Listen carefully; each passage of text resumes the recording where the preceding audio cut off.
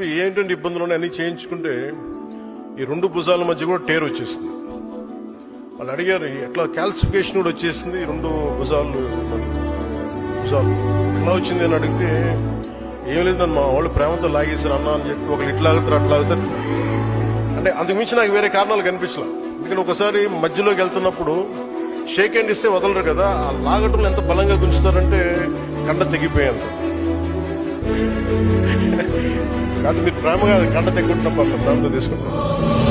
ఇక్కడ హీలింగ్ కూడా మీరే చేస్తారు కదా.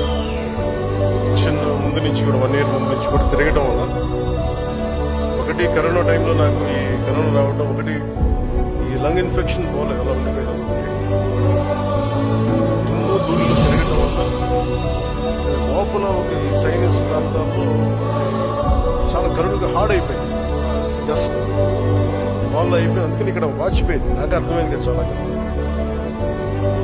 సైడ్ ఒక రోజు సడన్ గా ఎడ్జ్ మన ఎక్స్టెండెడ్ విజన్ కనిపించలేదు. ఒక రోజు బాగానే ఉన్నాయి కానీ అలాగే చాలా సందర్భాల్లో కొంచెం వేర్ అండ్ టేర్ ఉంటుంది కదా. ఇన్ని జీవితంతో బతికిన తర్వాత స్పైనల్ ఇష్యూస్ ఉన్నాయి, కంప్రెషన్స్ ఉన్నాయి, ఒక 10 to 11 కంప్రెషన్స్ ఉన్నాయి, డిస్కంప్రెషన్స్.